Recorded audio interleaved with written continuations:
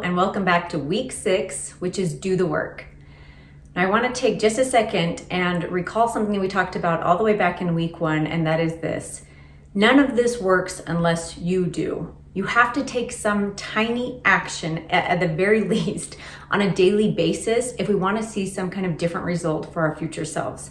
So in this video, we're going to cover 4 different parts. And the very first part is talking about the 2 necessary components to actualizing our dream lives. Part 2 is how to get from A to Z. Part 3 is doing our 1 daily to do.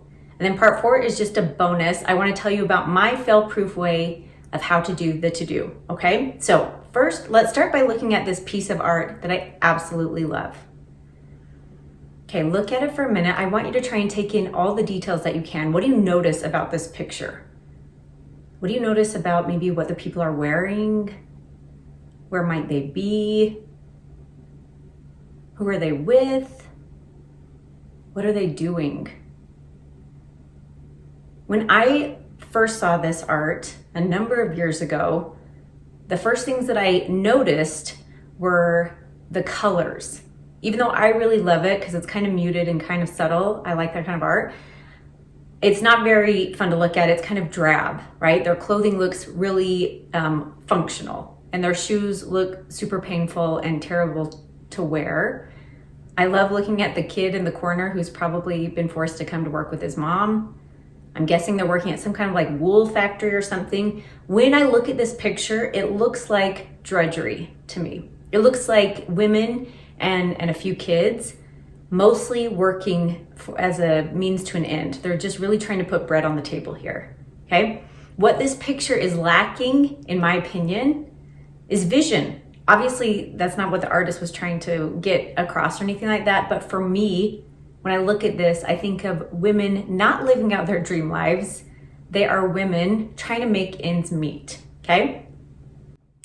So one of my very favorite quotes to couple with this painting is by Thomas Monson, and he says this: vision without effort is daydreaming, and effort without vision is drudgery, but vision coupled with effort, that will obtain the prize. So those are the 2 components that are necessary to actualizing our dream selves.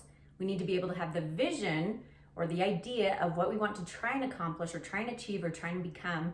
And then we need to couple that with effort, especially when it's consistent daily effort.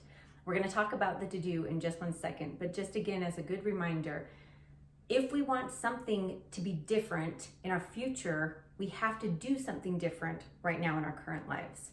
Okay, this brings us to part 2, which is how to get from A to Z.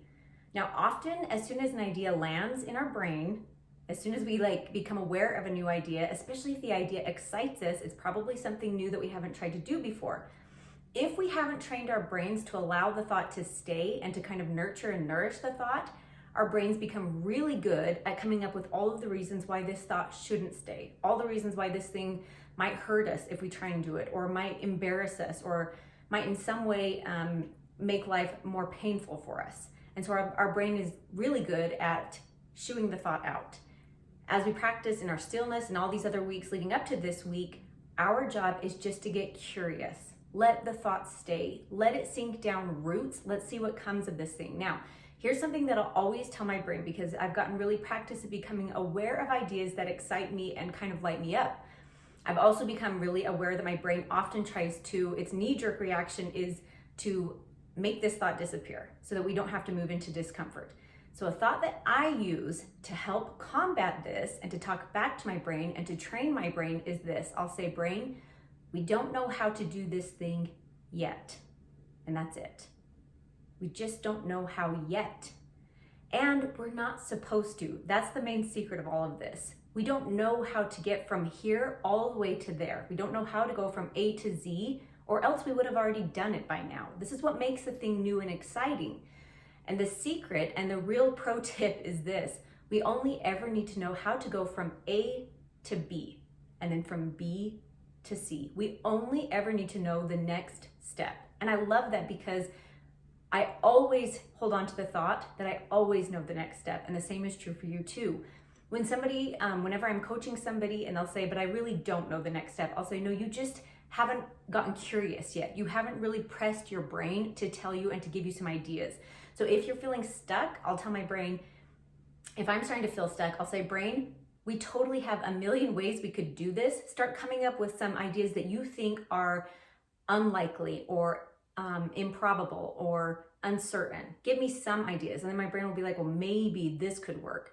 Because here's the thing, we really won't be able to theorize our way to the next step. We have to take action.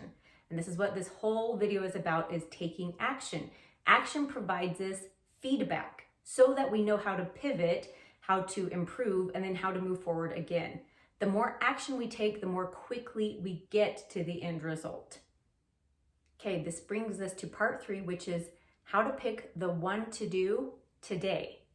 Now, 2 weeks ago, we talked about pulling your top 10 daily ideals, dreams, goals, wishes. Your daily 10, I call them. And your job was to pull 10 and then read over those 10 every single day for a week.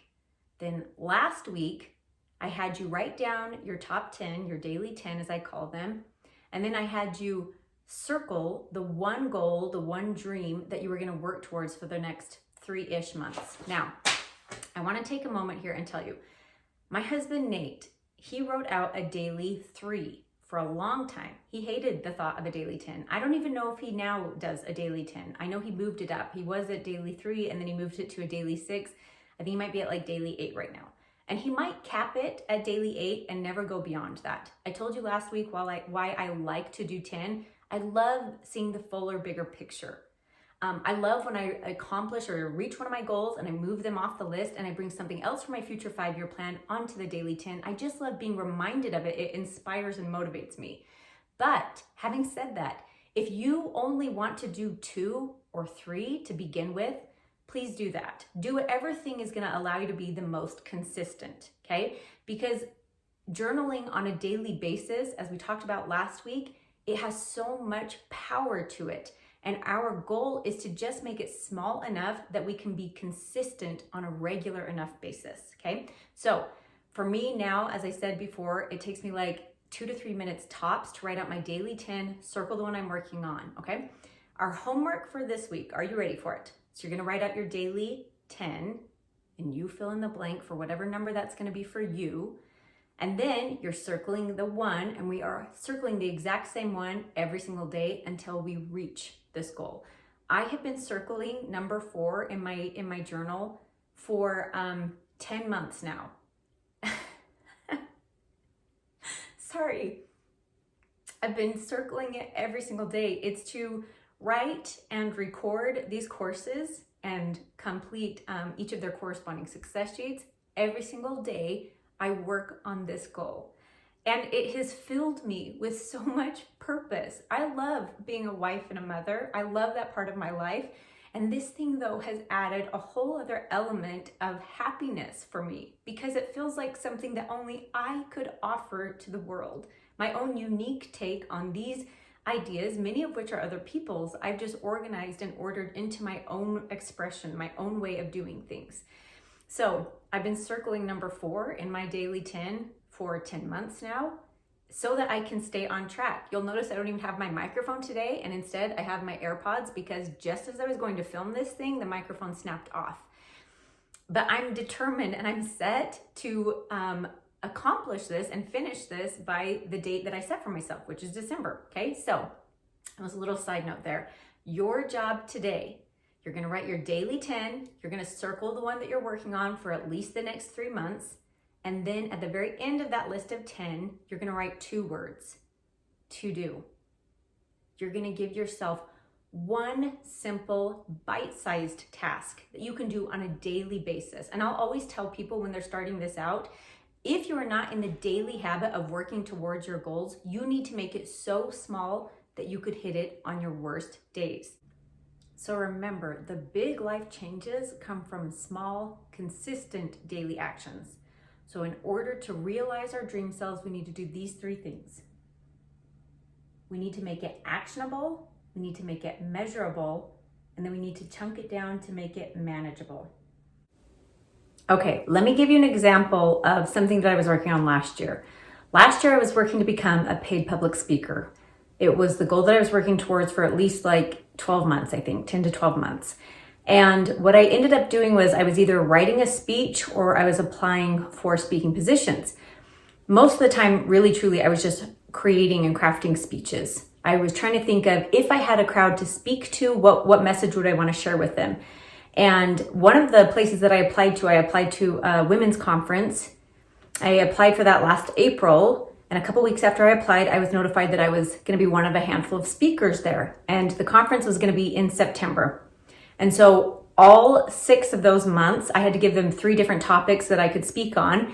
And I was really hoping they would pick my first one, obviously. And then I put the next one that I wanted to speak on next. And then the last one I didn't want to speak on as much, I put that one last. They picked the last one, which ended up being such a huge blessing and benefit to me because it ended up being a whole separate other class and speech that I love to now give. But I had 6 months to work on this thing, and I was feeling kind of the weight of it because it was a more expensive conference to attend. People were paying to attend this. I was getting paid for it. And so I was kind of feeling the pressure to create this amazing 60-minute speech/class. And one of the things I found is that when I put pressure on myself to deliver amazing work, then I don't want to sit down and do it. And I was already in the habit of sitting down and or doing whatever thing in like 10 minutes or less. My daily to-dos often would take me 10 minutes or less because I was trying to build the habit. And what I ended up doing was telling myself, all you have to do is write 2 crappy sentences, Hill. Just add 2 terrible sentences to your speech today. And I would even count high exclamation point as a sentence, right? So I just wanted to sit down and start because starting is more than half the battle. I just wanted to give myself a little bit of momentum. Sometimes, I would say 50% of the time, I only added 2 sentences to my message. And then other times, I'd say the other 50% of the time, I felt like I had enough energy and enough desire to keep going. But regardless of whether I felt like it or not, my to-dos were so small that it didn't matter if I felt like doing it. It was so small, I knew I was just gonna do it. Even if it was like 11 p.m. and I was tired and I wanted to go to bed, it was simple enough that I could hit it on my very worst days, on the days that I feel like I had nothing to add to the world, anything worthwhile. I could add 2 terrible quality sentences, right? So the same is going to be true for you. You want to pick something that you could do in the beginning. I would say no more than 10 minutes. Like maybe you want to start, maybe you want to enroll in a nursing program. Your to-do today might be to find 5 programs that interest you, like off the top of your head, and write them down. You're not going to research them or anything. Then the next day you might pick one of those 5 programs and read about it for 10 minutes.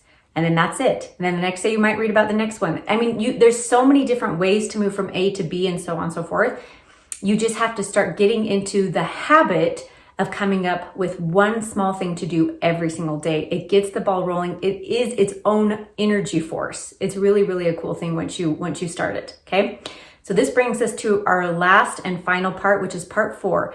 This is kind of my bonus section. I added this just this year to this class. It's called How to Fail Proof Your To-Do. So one of the things I found, here's a couple of things. If you're finding at the end of the day that you're not completing your to-do, let's say this happens at least 2 days in a row, then I would tell you that your to-do is too big. It's too big. I've had this happen to myself. If I don't get to the to-do, so I'll write my daily 10, I'll circle the one thing I'm working on, and then at the bottom of that list, I'll write to-do. And then I'm also going to put a little square because I like to see the X's. I like to see a string of X's. That builds its own momentum for me as well. So I write the little box. Then at the end of the day, I'll go back and revisit. Did I do my to-do? If I didn't do it that day, I'll usually write a little arrow that will indicate, okay, I'm going to do this exact same to-do tomorrow and try and get it done tomorrow. If tomorrow I don't do it either, if I don't do the to-do, the exact same one I gave myself, then I know that it's one that's probably too big for me. How can I make it even smaller, even more manageable and bite-sizable? Because I clearly don't have the willpower to make myself do it. So I just want to do something super small, okay? Now, the pro tip, the little bonus tip is this. I found that if I will write down my to-do the night before, it has like completely changed my life. So here's how I do it now. In the morning, I write down my daily 10. I circle the one that I'm working on. I write the 2 words to do at the bottom of the daily 10 list with a little box right next to it. At the end of each day, I'll go back and revisit, did I do my to do? Like 99% of the time now, I never miss it because I know how to make it manageable for myself. And I also look forward to it now. It's built so much momentum that it is its own life force and its own energy force, like I was just talking about. Then at the bottom of the page, I will write 3 letters, TTD, tomorrow's to do. I decide the night before what I'm gonna do the next day, and then this is the really important part, and I decide when. Tomorrow's to do and when. So tonight, I will already know what my goal is for myself tomorrow, what my one small daily to do is for myself tomorrow, and I know what time I'm gonna do it at. For myself, last night, I wrote, you're gonna film class number 6, and you're gonna start at 1 o'clock. I was a little past 1 o'clock, but I knew that I'm really fiercely protective of the time that I set for myself to complete the task now. I still am more than happy and up for grabs all through the day kind of a thing. I'll make myself available, and obviously my kids' schedules are all over the place, but I'm fiercely protective about when I'm gonna meet with myself to do my to-do. It has honestly made all the difference in the world. Now, the last thing I wanna leave you with is this quote from Seneca, and it says, "It is not because things are difficult that we do not dare. It is because we do not dare that they are difficult." And what he means by that is that trying something is really the only way to live. If we're not trying something new, we're really just trying not to get hurt. And that's not living. And as you already know, you and we were meant for so much more. And I cannot wait to see who we become. Thanks so much for joining me today, and take care.